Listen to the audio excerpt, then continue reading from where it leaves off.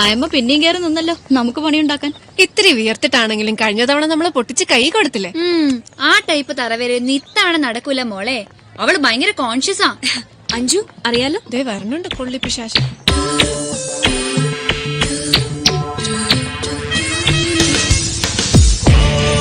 Hello hello hello, നമസ്കാരം. എത്തിയില്ലോ മുതല്. നിങ്ങൾ ഇവിടെ നിക്ക്, ഞാനിപ്പോ വരാം. എന്തിനാ, നിനക്ക് മതിയായില്ലേ? ഇല്ല മോളെ. ആ നീ ചെന്ന് ഒരു നോമിനേഷൻ വാങ്ങി വെക്കേ. നീ നിക്കാൻ പോവാ? ഹോ, ഇങ്ങനെ ഒരു പോത്ത്.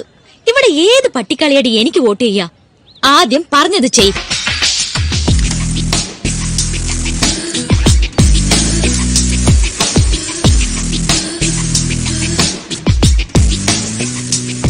കണ്ണു ചിമ്മാതെ നിന്നു. ഒരടി ഇപ്പൊ കാണാം. ശ്യാമിനെ നമ്മളോട് നിർത്താൻ അവളായിട്ടൊരവസരം തരിക. ആ അന്നമ്മ സാറ് രാവിലെ തന്നെ ചാർജ് എടുത്തല്ലോ. സാറിനേക്കാൾ 10 മിനിറ്റ് മുമ്പെങ്കിലും ചാർജ് എടുക്കണ്ടേ? അപ്പൊ എങ്ങനാ, നമ്മുടെ സെക്കൻഡ് റൗണ്ട് തുടങ്ങല്ലേ? അത് തുടങ്ങാം. നോക്കിയേ, സകല അസത്തുക്കളും ഒരടി പ്രതീക്ഷിച്ച് നിൽക്കുക. വെടിചേട്ടാ വണ്ടി.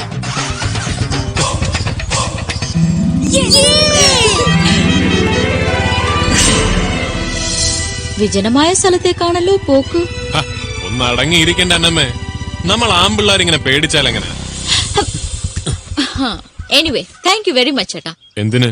എന്നെ ഹെൽപ്പ് ചെയ്തതിന്. ഹെൽപ്പോ? ഒരുപാട് അലവലാതി പിള്ളേർക്ക് ഇങ്ങനെ ഒരു സർപ്രൈസ് കൊടുക്കാൻ എന്നെ ഹെൽപ്പ് ചെയ്തില്ലേ, അതിന്. നീ തന്നെ ഒരു ഹിമാലയൻ സർപ്രൈസ് അല്ലേ അന്നമ്മേ? ഈശോയെ. പറ, എങ്ങനുണ്ടായിരുന്നു എന്റെ മുഖ്യ ശത്രുവിന്റെ 15 ദിവസങ്ങൾ? പരമ ബോർ. യുദ്ധം ഇല്ലാതിരിക്കുമ്പോ അമേരിക്കൻ പ്രസിഡന്റ് ബുഷിന് തോന്നുന്ന ഒരു ബോറടിയില്ലേ, ഒരു ഇന്റർനാഷണൽ ബോർ. അത് തന്നെ. മറ്റേത് ഓരോ രാത്രിയും വെളുപ്പിക്കുന്നത് മച്ചുവിനെ എങ്ങനെ പണി തരാന്ന് ആലോചിച്ച.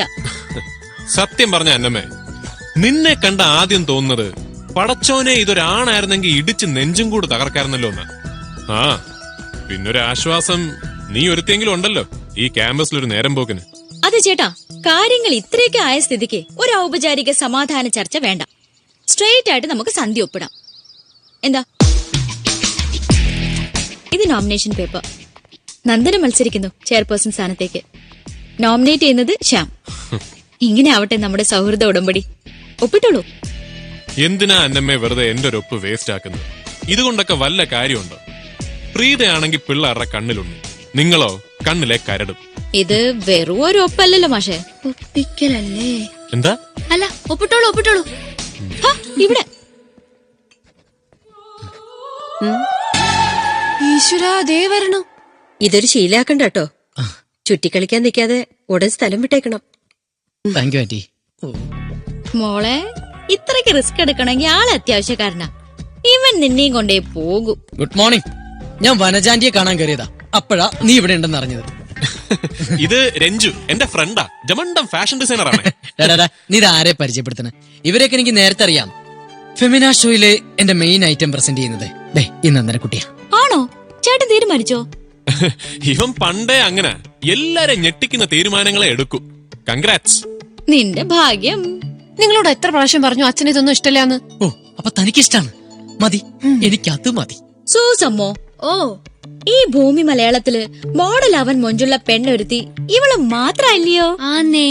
അപ്പൊ പിന്നെ ഈ ചേട്ടന് കുറ്റം പറയാൻ പറ്റില്ല. ഒരിക്കലും ഇല്ല. ശ്യാമേ, ഈ പെങ്കൊച്ചിനെ സൂക്ഷിച്ചോ. സൾഫ്യൂരിക് ആസിഡിന് കയ്യും കാലും വെച്ച പോലത്തെ മോതലാ. മോനെ ഡിസൈനറേ. പപ്പയാ? ആ പപ്പാ. ഓ അത് ശരി. എനിക്ക് കെട്ടുപ്രായമായി നമത്താഴ്ച പറയുന്നത്. ആ കാണുന്നതിൽ ബുദ്ധിമുട്ടൊന്നുമില്ല. പക്ഷെ വല്ല ചോക്ലേറ്റ് പയ്യനും ആണെങ്കിൽ ഞാൻ വരട്ടിയോടും. എന്റെ കോൺസെപ്റ്റ് മത്തയച്ചൻ അറിഞ്ഞൂടാ. എന്നാ കേട്ടോ, മമ്മൂട്ടിയും മോഹൻലാലിനെയും പോലൊന്നും അല്ലെങ്കിലും അത്യാവശ്യം 2 പേര് വന്നാ ഇടിച്ചിടാൻ പറ്റണം. 4 എണ്ണ അടിച്ചാലും നാക്കു കുഴയാതെ നഗരം നഗരം മഹാസാഗരം എന്ന പാട്ട് പാടാൻ പറ്റണം. പിന്നെ ഓ മതിയോ?